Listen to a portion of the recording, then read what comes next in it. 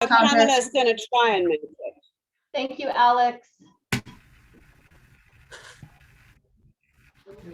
Myself, so I'm the odd counter. Yep. Sorry. Yodi. Madam President, it's 12 according to my computer. Yes, it is. Our Sergeant at Arms is Pat. So Pat, you Hi. want to start the meeting? Hi. Okay, do we do a pledge of allegiance or just the opening? We don't have to do the flag. Okay. We don't have to do the. We'll do Okay, the I'll mission statement, right? Yeah, I'll just do the mission statement. Hello, welcome Toastmasters. At Toastmasters, we provide a positive and supportive learning experience in which members are empowered to develop greater self-confidence and personal growth through leadership, and I forgot the rest. But they gain confidence. So thanks.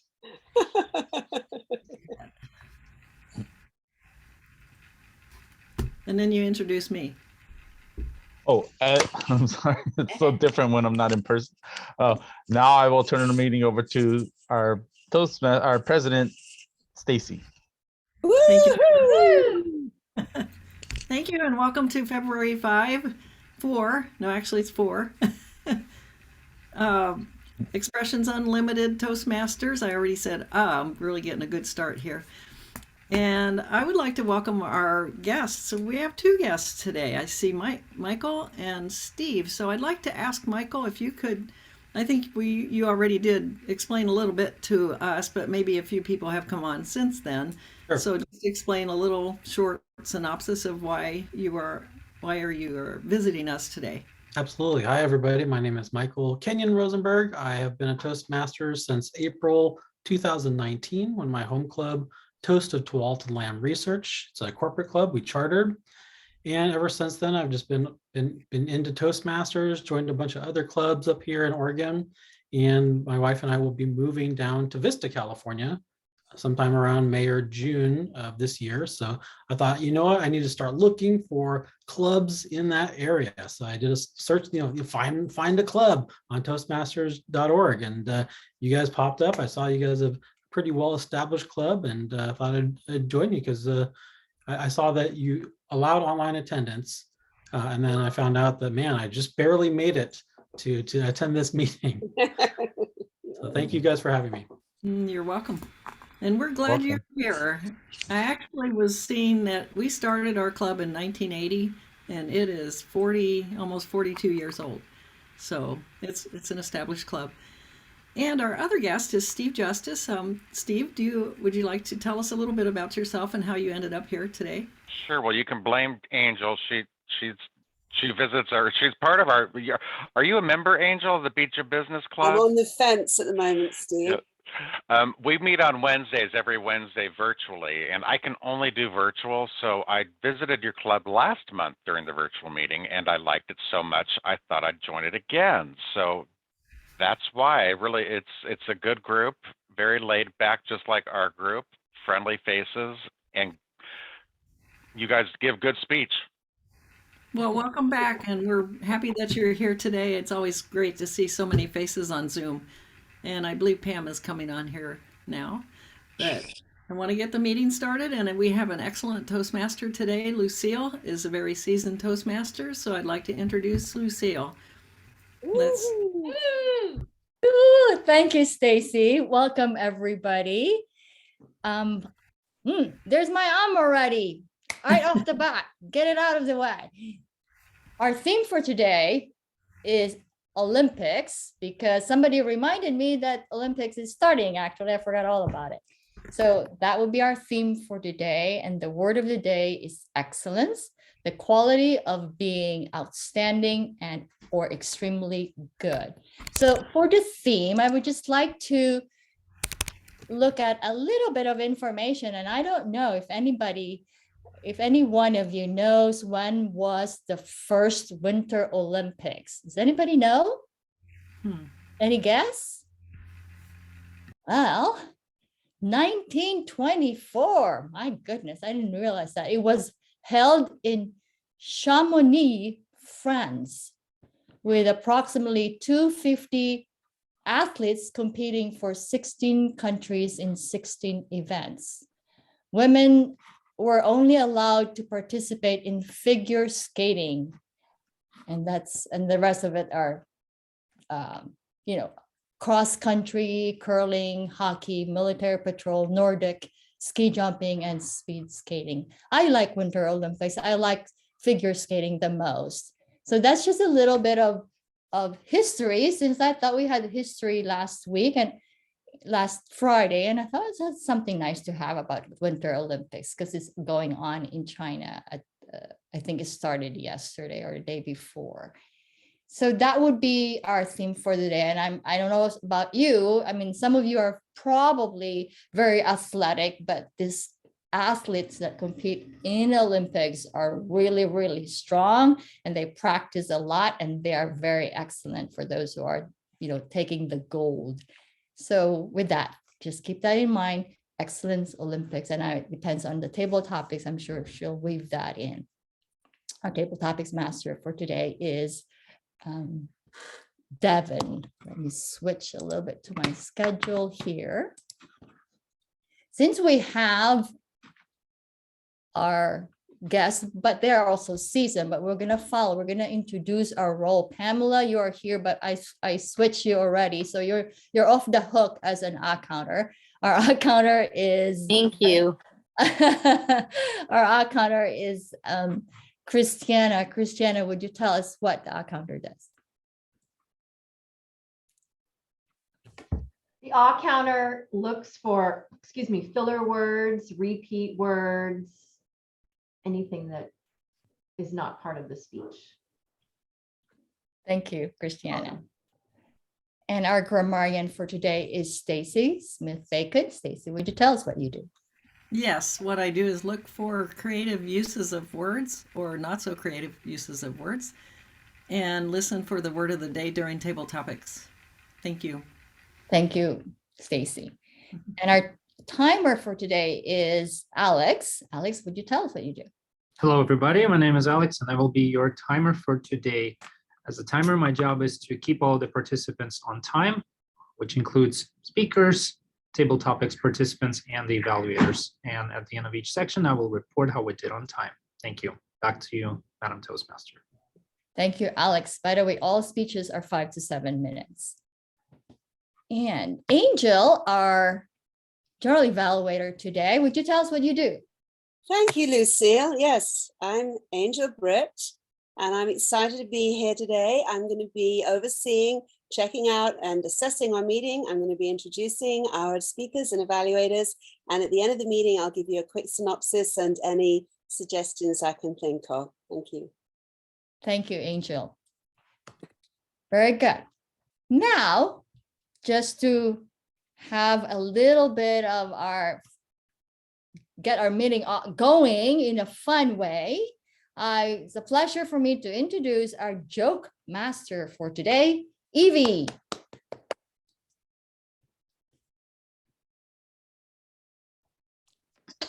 All right, so imagine a beautiful, beautiful evening.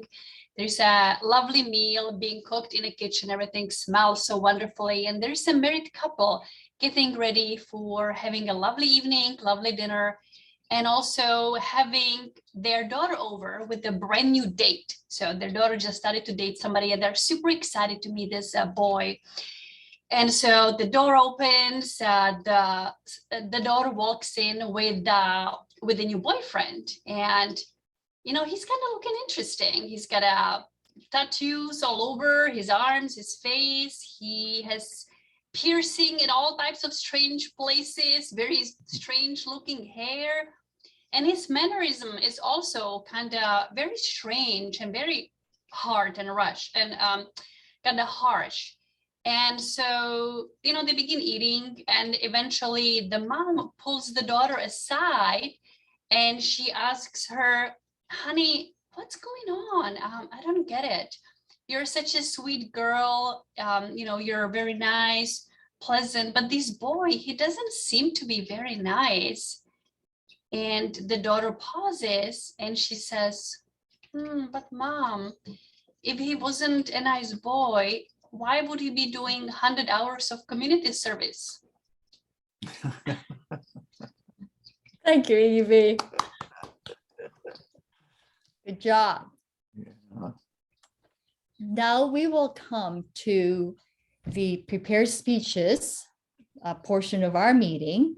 And by the way, Megan just messaged me, her speech is going to be 8 to 12 minutes, Alex. So with that, help me, her title of her speech, The Biltmore Estates. This is from the Presentation Mastery Path Level 2 project, Level 3 project, Research and Presenting. The objective, the purpose of this project is to learn or review basics, research methods, and present a well-organized speech. Please help me welcome Megan Slipper, the Biltmore Estate.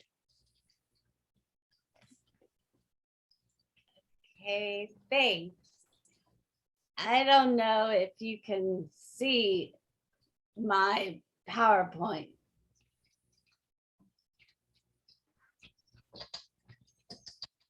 Okay, I guess you couldn't. All right. All right. You'd need to share the screen, Megan, for us to All see. right. And how? At the bottom of their screen, look for the green button. Usually, yeah, there's a green one and it's big and it says just share, but it's not there. I hate this. You have to drag your mouse to the bottom of the screen. Yeah. Megan, you have to have your presentation open already, and then Yes. go to the share screen and then point your cursor to that presentation. All right.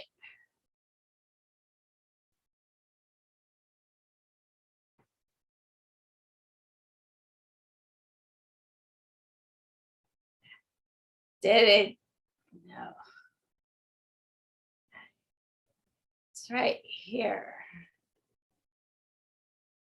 All right, I open the presentation and then open y'all. So sorry, Megan, none of us can help you because we Are don't you know. seeing the green can't button, see your- darling? Is the green button visible now? No. Maybe you should leave and come back in because it should be there along the bottom next to chat. Gosh, this is so bad. I have worked on this. Just drag your mouse down to the bottom of the screen. When you drag your mouse, it pops up. Hey, Lucille, why don't we swap the speakers? Ah, here. I see it. I was about to do that. Share screen. Megan, okay. Yeah. If you're not there yet, let's swap the speaker. Okay, there she is. Did it work? We can see your computer. Yes. Can you open it?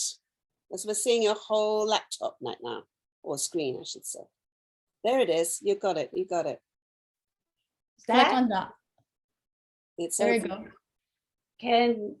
Is There you go. that- There you go. Yes. You're good, hon. You're You're on. off. All right, thank you. Here we go. First, I'll speak on the Biltmore Estates. Now, the Biltmore Estate is so large, it would really take about 2 days to go through it. This speech is just on the estate, the house. There is the house, the Biltmore Gardens, the Biltmore Winery,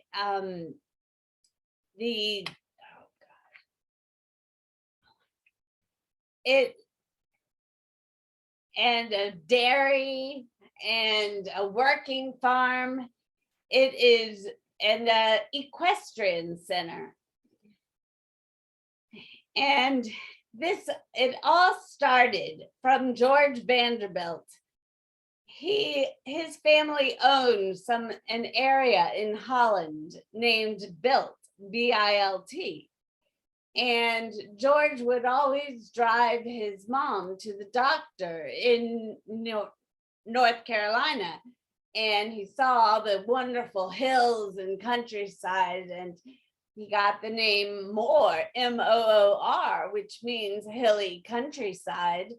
And so therefore he named his estate the Biltmore. He started this is the largest house in America. And it started in 1885, and he became just so interested in this estate. It took 1,000 men to construct this house in over 6 years. It has just been fabulous. He decided to buy the 175,000 acres. And this is known as, when he bought it, it was known as, credited as the America's birthplace of forestry, of American forestry. And this is all, there, as you can see, 1,000 men, 6 years. And Vanderbilt even built a railway during the construction to help bring shipments to the estate during its building. But when the project was done, the railway station was dismantled.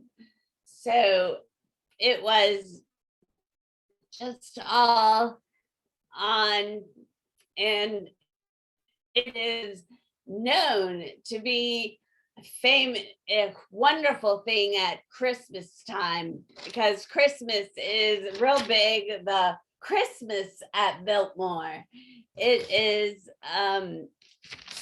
just unbeknownst. I know that just getting there, when we were going there, just to get to the beginning of the driveway, it takes 45 minutes to get to the house. I mean, it was just all of these wild animals and horses. Well, there weren't horses there. They were they were back in the stable. But there are, at the time when we went, there were turkeys and goats and rabbits. They're all around, and it was great to see. And actually, he bought it 1895, and then they officially opened it in 1930 to bring in some revenue. They opened it for tours to bring in the revenue during the Great Depression, because that was very much needed. And whenever you have a tourist attraction or something, that brings in popularity and brings in tourists to come see things like Disneyland, and so the whole city of Asheville really appreciated George opening this for tours. And in this, it was well, first, it was great that there was an audio tour. I don't know, I'm ignorant of this, but I've never been on a tour where you have a little intercom about the size of a cell phone, and when you got to each room, you punched in the number of that room, And it was great. The curator would very explicitly tell you all about the origins of the room and what it was used for and why the furniture is the way it is. And it was just a great experience. That we loved that in each room. And as we were there at the Christmas, there are 36 Christmas trees in this one house. And so it was great. And these are just a few of the 250 rooms. There are 4 floors, and there are 4 floors, and you need to wear good shoes because you have never gone up so many stairs. And they do have elevators, but at the time it's for the ADA. But they do have some, and they have 2, but in the rooms, as you can see, the formal dining room with the finest linens and monogrammed china. I mean, I had never seen, well, GV was the monogram, on the dish and everything. That was just really wonderful for me to see. And they had, if you wanted for a lighter meal, of course, you go into the breakfast room where you would sit for breakfast, and around the room there are pictures of the Vanderbilt family who behaved favorably at that time. And at that time, you had to have there were nice horses and everything. It was very, very proper. And so that's how this whole estate was. And they still had, I'm sorry, I'm rambling, but I thought I didn't know, do I need to read these? The banquet hall, billiard room, and I thought it was just neat. In the billiard room, you have risers for people to sit there and watch you play pool. That was just really unnerving. And there's a smoking room and a whole bunch of other rooms. There's the largest room is the banquet hall in the last slide.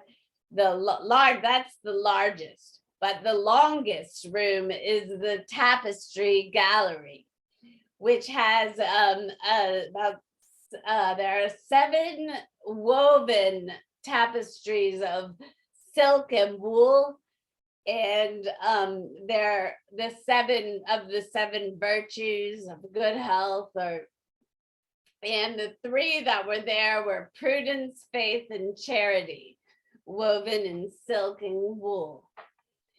And I told you about the breakfast room, and all right, Tapestry Library. Sorry, yes.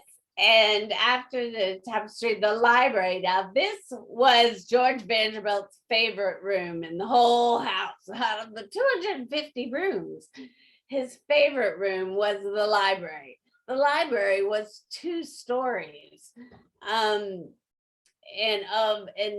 over 22,000 leather-bound books from everything from art to farm works. And it was just a wide array of stuff, of books in there. And that was George's. And there was a secret passageway from one of the guest rooms to the library, so someone could go and get a book and not have to be fully dressed up the grand staircase to go into the library. There was a secret passageway from the mantle of the fireplace, which there are 65 fireplaces. And this is just one fireplace that I thought was notable. It was a 16 feet tall ceramic fireplace and a 70,000 gallon indoor pool. And at this time, of course, they in 1885, or they didn't know how to, the pool cleaning systems weren't that modern. So that's why they don't keep the water. Well, that's not why, but they don't keep the water in it now. And you don't keep water, just would be stagnant. Any water is just stagnant in any place, you know what happens to it. And this is one of my favorite rooms, the garden room. This was just great because you could have plants from all year round, because there is a secret, or not, it's not secret, but there's a trap door that goes up to the garden room. So you could bring in flowers from a different, from, I don't know, a different area in America or anywhere. And it would, without spilling dirt and everything anywhere, it would go up through the trap door. And so you could always have flowers all around, and the musicians loved it. The musicians and the choral groups loved this room. It was great for the acoustics and everything, with the glass ceiling, which was also very stylish and noticeable during the Victorian period. And this was a favorite room. This was the secret room, according to the George Vanderbilt. It was the infamous Halloween room. This is a secret room known to the people. So if you got to go to a party at the Vanderbilt house, it would be in the downstairs infamous Halloween room, because this is where they would have lavish parties, and it was just wonderful. And as you can see, we were walking through the catacombs to find that they didn't modernize everything. You know, they kept the original. And as I said, you know, how he bought all of this land because of the hilly countryside, and just the all of the outdoors. It was an outdoor enthusiast paradise. In fact, even the landscape architect who designed Central Park in New York, Frederick Law Olmsted, he was the architect who designed the Biltmore Garden. Biltmore Gardens, the formal and informal gardens at the Biltmore Estates. It was just really well worth it. And if anyone has any questions about it, about if you would like to visit there, first thing I'll have to advise you, you need to have your tickets as soon as you can, because they were pretty strict about when your appointment is, that's when you were allowed in the house. And there were a lot, and you could go and see it, and it was, if anyone has any questions, you can ask me about it later. Thank you. Thank you, Megan. Can you unshare? So there you go. Very nice PowerPoint, something that I'd like to go, and since we're going to Carolinas in April, so I definitely would like to visit that. Thank you so much, Megan. Please have a minute to write your evaluation for Megan. You can put it in the chat directly to her, or you might email it later. Megan, would you put your email on the chat, please?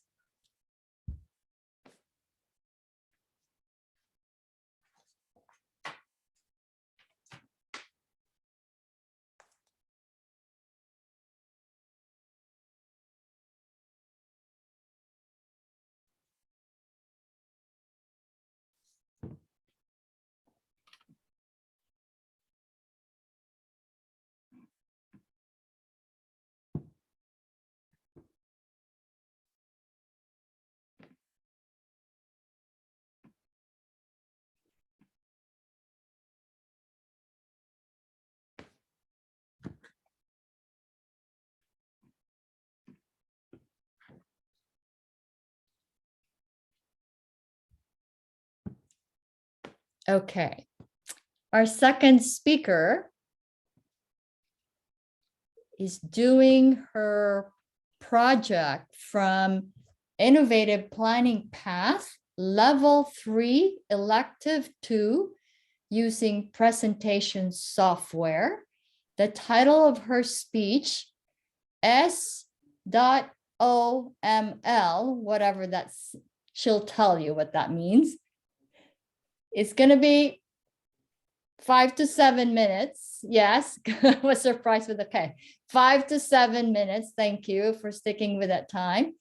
And please help me welcome Angeles Hernandez, SOML, Angeles.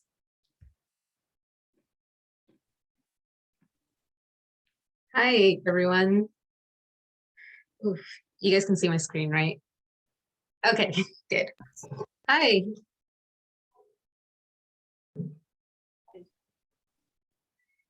Yeah, that's me. And you're probably wondering how I ended up in this situation. Well, let me tell you about the story of my life, SOML, or more like the birthday tradition that I'm not super fond of in my life. It all started a long, long time ago. Maybe not that long ago. More like January 26, 1997. My first birthday, where I came to find out what this tradition was and how I hate looking forward to this every year on my birthday. What I'm talking about here is in Mexico, what we call la mordida, or the bite. And this is something that every year happens on the birthday kid or birthday adult. As you can see on my mother's face, it's very fun towards some people, but not so much fun for others, like whomever's getting their face smashed on the cake. But there's some things that kind of have to happen before all this goes down. Like people chanting, queremos pastel, meaning they want cake, or we want cake, and singing the happy birthday song in English, Spanish, whatever language. And when it's time for the person, like my mother in this case, to slam me in this case, face into the cake, people chant, que le muerda, meaning bite it. And like I said, I am not very fond of this. Like you can see in this slide here, I was questioning my life existence at 1 year old. But I can go on and tell you, if you ever want to go through with this tradition, I can tell you there are certain things that you need to do. Like first, you need a cake because this tradition cannot go without having a cake. And of course, before slamming someone's face into the cake, you need to make a wish. If you don't make a wish before being your face slammed into this cake, your wish is not going to come true. According to my mother, I guess. And after, well, while you're wishing your wish and blowing your candle, people are saying happy birthday. And once that's done, of course, your face gets slammed and therefore called La Mordida. But like I said, I am not very fond of this tradition. I think it's very traumatic for a little kid to think about that every year when their birthday's coming around. And these are the reasons why I am not fond of it. Actually, this is the reason why I'm not fond of it, because I do not like it. I do not like looking forward to this every year. That's why I haven't seen my parents in the last 2 weeks. My birthday was January 26th, and I'm scared that they're gonna do this to me. I feel like the older you get, the harder they push your face on the cake. And I know some people might think, oh, well, it's a tradition, right? I know it is a tradition. But when you celebrate St. Patrick's Day and you get pinched, do you think that's abuse, or do you think it's just a tradition? So that's why I ended up here every year. And I'll probably share the next photo that might be coming up very soon when I see my parents and celebrate my birthday. So I'd like to hear more about you guys and your crazy traditions that you guys might have. Thank you.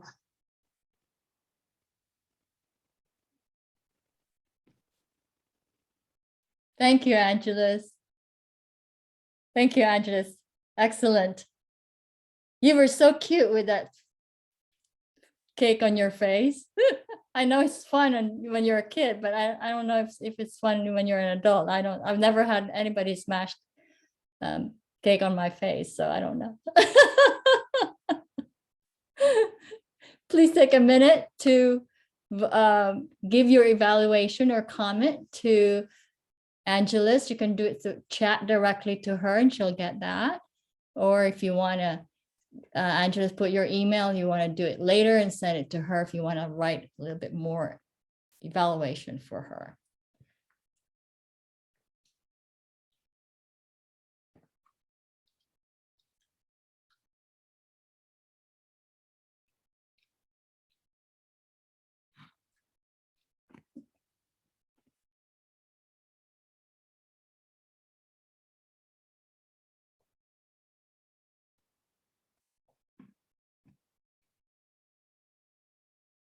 I know I'm not giving you a real 1 minute because I know you're gonna just write chat to her. So I'd like to ask the timer, please, Alex, for the timer for the speakers. We still got 15 seconds to evaluate, and Okay.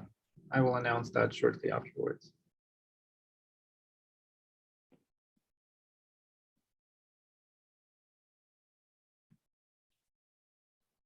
All right, that would be 1 minute. Thank you, Alex. And Now, may I have a timer's report for the speakers who qualified? You certainly may. So we have Megan standing at 15 minutes and 30 seconds. I timed her after she was able to share her screen. Okay. And we have Angeles at 5 minutes and 46 seconds. Okay, thank you, Alex. All Thank you. right, so we have one who qualified, so that we know who that is. That would be Angeles. We're gonna vote later after we have all our table topics. So we will do the voting via the polling. Now, I would like to welcome our general evaluator to introduce our evaluator for today. Angel, please. Hello again, everyone. I'm still doing my evaluation for Angeles, but I can tell you, because I've got it written down here, that our first evaluator will be Anita Bennett, and she will be evaluating the speech that Megan gave us on the Mastery Path Level 3 to learn the basic background about something and give a well-organized, well-researched speech, which you heard earlier. So please help me give a big, warm welcome to Anita Bennett. Thank you, Angel. Megan, first of all, you look beautiful. Second of all, I wanted to say kudos to you. I'm so proud of you for tackling a speech on Zoom, because I know that it's challenging for all of us. And I just really appreciate your direction in doing it. You know, you had a little bit of a slow start, but I love your spirit. You just don't give up, do you? The pictures really helped. I was happy you were able to get the PowerPoint going, because I have no idea about the Biltmore home. And it was really interesting to see the pictures. They were all appropriate to what you were talking about. And I loved the pictures with you in them also. So that goes to me talking about your research. You did great research. You had a lot of little trivia information going on and other information. And you even went and visited it as part of your research. So I would say you can't get better than that. Let's see, what else? Your gestures were a little low in that your hands were down here, and you, for the most part, and you could see fingertips, but you couldn't really see what was going on. And part of it was like this. And so just sit more comfortably and more still. Also, you mentioned I'm rambling on, or should I mention this with the titles of the pictures? And I would say get all that figured out ahead of time, because nobody will know what you had planned and what you didn't have planned. They'll just go along with the speech. And you might even practice bringing it up first. And you may have already done that, because sometimes it does, it can be an issue just on your presentation day, but practice bringing it up and going through your presentation that way, so that you just get more used to working on Zoom and bringing up your presentation. Other than that, it was great. I was so excited because you were excited. Like I said, I had never heard of the Biltmore home. And so it was, I almost stopped the evaluation because I was getting so into your presentation. Great presentation. Thank you, Megan. Thank you so much, Anita, for that evaluation. We do have another evaluator lined up for our next speaker. I'd love you to help me welcome to evaluate Angela's speech about presenting with software and using slides. We have Mr. Pat Hartley. Pat Hartley, everyone. Thanks, Angel. Angela, that was a great speech. I was the objective was to use technology, I believe, and you were, very well created PowerPoint using the software. I really liked the good opening with the funny picture, and then You had little phrases and comments all through the presentation, so it was well thought out, I could tell, and it was from your heart. I could tell you were kind of replaying the emotions of these birthdays. You had a good vocal volume. It was very genuine how you were talking about the stories of your family and your traditions, your life. The only thing I could think of is there could have been maybe like we're going to talk about these early birthdays or how it affected, I don't know, some kind of flow for the transitions that might have made it go smoother. And I was thinking in my head, how are these traditions, you mentioned, like, is this abuse? and maybe just say, oh, well, I've learned about, because some traditions, might want to pass on them, maybe boundaries or something. So, but overall, it was an awesome speech. I really enjoyed the pictures and the colors, and great job. Thank you. Thank you, Pat, for that evaluation. We all enjoyed that. It gives us a lot to think about.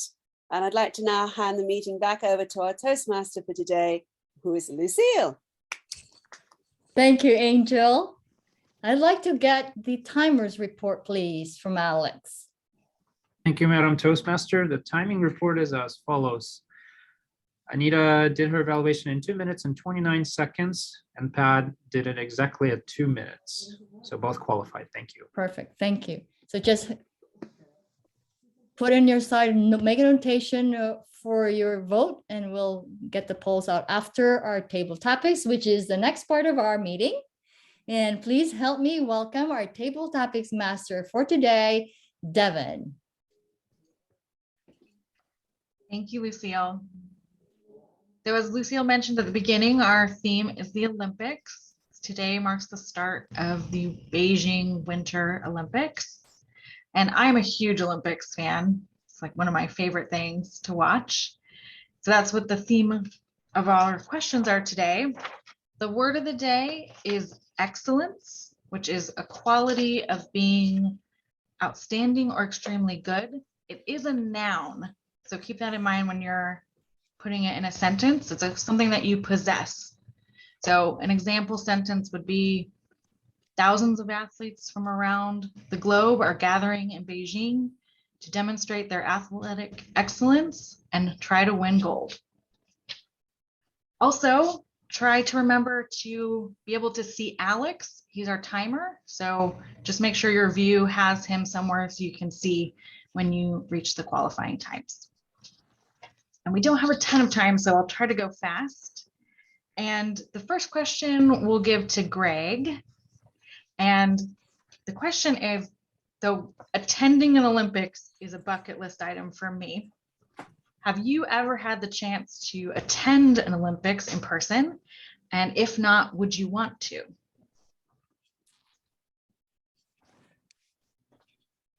Well, I think that the Olympics are definitely the mark of excellence in athletes. How anyone could possibly work as hard as you would have to do to be good at those sports is just totally amazing to me. But I'm really not a sports guy. I might go if under some circumstances, but not bloody likely, I'm afraid. We did, Kathy and I, go one year to visit some friends in Lake Placid. Lake Placid still has one of the ski jumps up. And holy Moses, those things are gigantic. How anyone has the guts to first climb up there and then to let themselves loose when it stops is just totally, totally amazing to me. Lake Placid is a great place to go. I'm such a horrible sports fan. I don't even remember what wonderful thing happened there. The United States beat some team and it's still one of the tourist attractions, but it doesn't really mean anything to me because I don't really care about sports, but I don't know why I don't. I should, I guess. but I don't care who wins. When I'm bad as playing them too, because I don't care if I win or not. It makes no difference to me. Anyway, I do like to watch the Olympics, especially the skiing. And now since I've been to Lake Placid, the ski jumping. Thank you, Greg. So that's a good segue into the next question, which is, what is your favorite Olympic sport to watch? And that one, let's do Evie.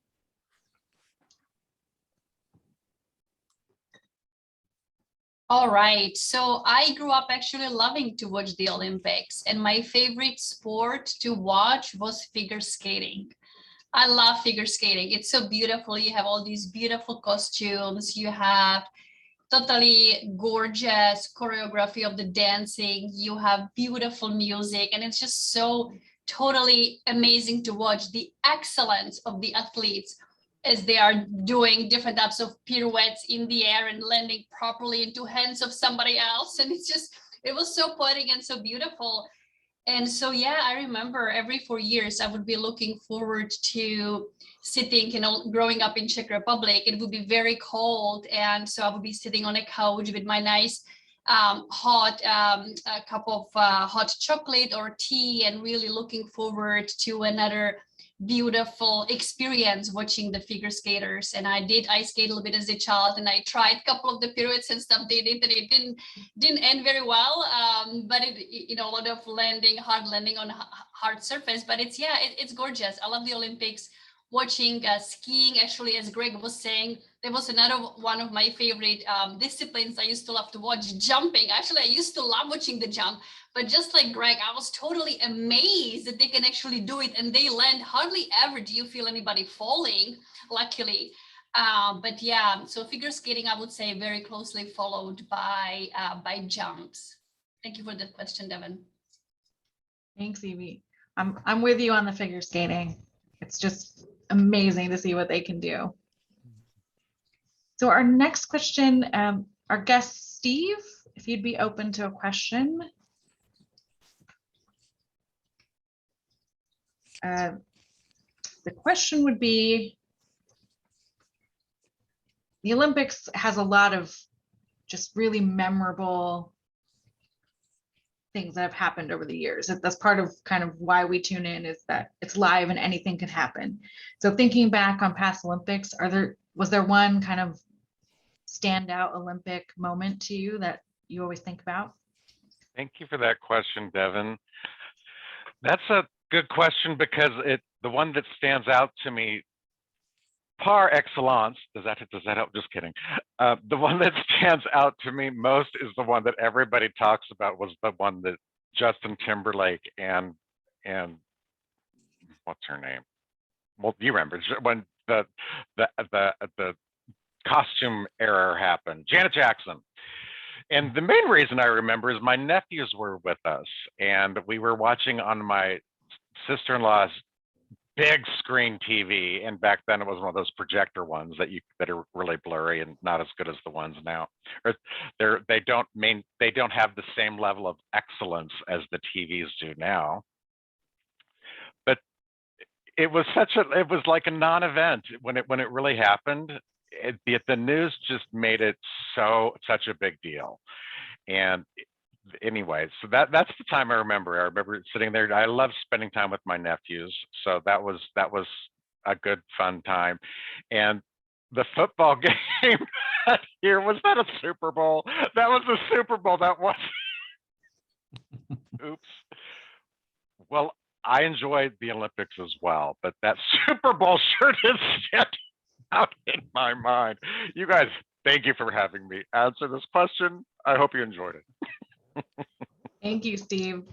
Yeah, I mean, we could have a whole table topics on Super Bowl halftime shows for sure.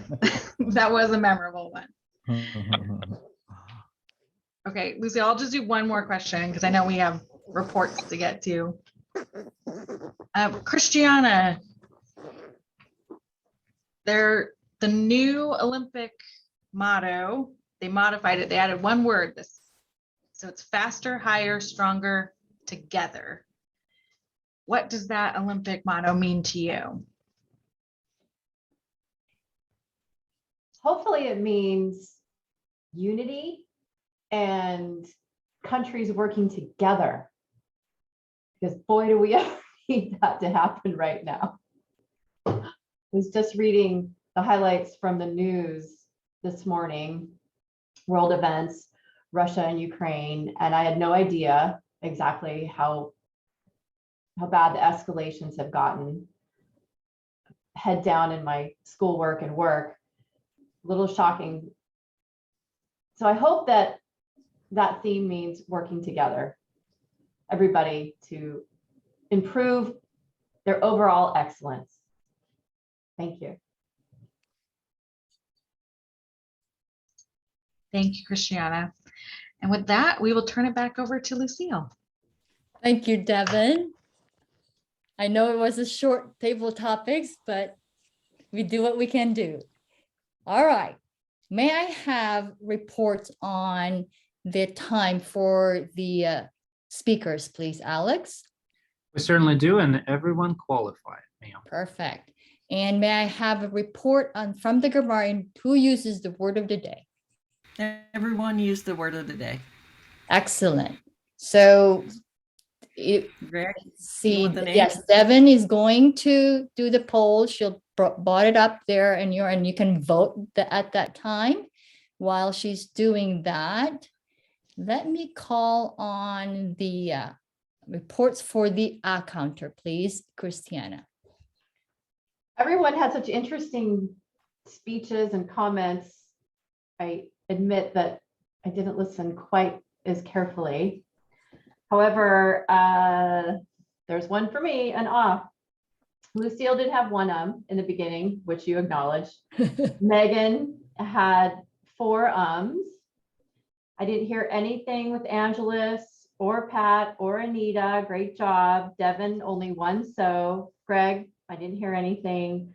Ivy, a couple so's, 1 and a couple ums. And Steve, I didn't hear anything as well. Great job, everybody. Thank you, Christiana. And now we may have a grammarian's report from Stacy. Yes, you may. I learned a new word today from Angelus. It's la mordida, so I may remember that. And kudos from Anita is a great word. And Evie said pirouettes, and you don't hear that word hardly ever.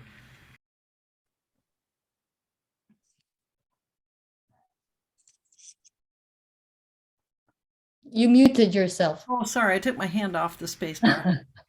Yes, those are the words that I heard. And back to you, Lucy. Thank you. Thank you, Stacy.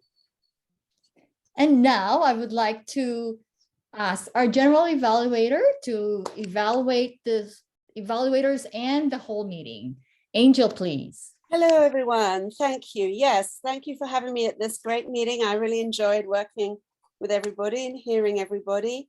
I don't have anything too specific, but in general, I would like to say 3 things about our meetings. I think the Toastmaster has to be very prepared and really rapidly get through all the steps, make sure the speakers are prepared. And I'd love to have the table topics master always get to our guests or to people without a role so that they can speak. And what was the 3rd thing? I guess I wiped that off in interest of time. It's a very, very good group, and I'm thrilled to see Greg and all of the people here. And Michael, I'm sorry that we didn't get to you. Back to you, Lucia. Thank you, Angel. Now I'll ask Devin to give us the result of our polling, please. So the best speaker is Angelus. Congratulations. Best evaluator is Anita. And the best table topics goes to Greg.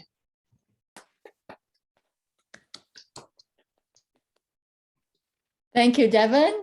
Thank you, everybody, for participating and being with us today at Zoom. Next Friday, we're going to be in person. So guests, Steve and Michael, Michael, you're still a little too far, but hopefully you can join us soon in person.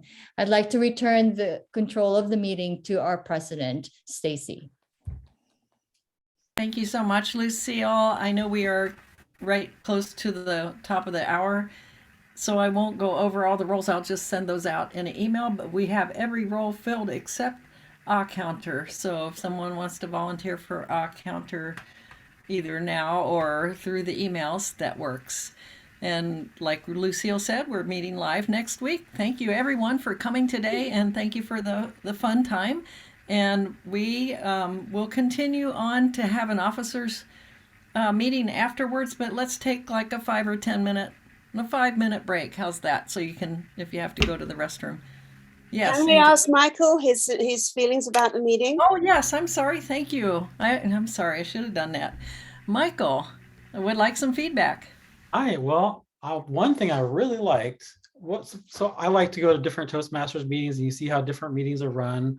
One thing I really liked about this meeting is that you disqualify people for time. You're kind of getting people ready for the contests by don't go over with your speech, don't go over with your evaluation, don't go over with your table topics. I don't know if you guys run a table topics contest or not, but at least the speech and evaluation, those are big ones. And so I really liked that. That was one thing. Another interesting thing to me is that table topics goes at the end. I don't think I've ever seen that except for one specialty club that I visited one time. But most of the time for the clubs that I'm in, we do table topics right in the middle. So it's interesting to see a different format, kind of changing things up a little bit. So very great. Can I query you really quick on that, Michael? When you say right in the middle, are you suggesting that the evaluation portion goes after the table topics? I'm not suggesting that because I think what you do is fine. I'm saying No, I'm asking you because I've been to one club that did that. Yeah. Didn't work for me at all, and I was really surprised by it. Is that what you normally see when you visit clubs? Yeah, we do speeches, table topics, Table evaluations. topics because we used to do table topics first, and I've seen that at many clubs, then speeches and evaluations. But I really hated having to do completely something else and then having to come back and evaluate them after the table topics. I wondered why they did that, and I'm interested that you just brought it up. Yeah. Thank you. Thank you so much. Michael, we love your feedback. I think that's wonderful, and we were very happy to have you as a guest. So I hope you come back when you do move down here, which, it seems like a long way away, but maybe it'll probably be here soon for you. But come back, and we'll call this a break time for the officers, and we'll see everyone else next week. Thank you.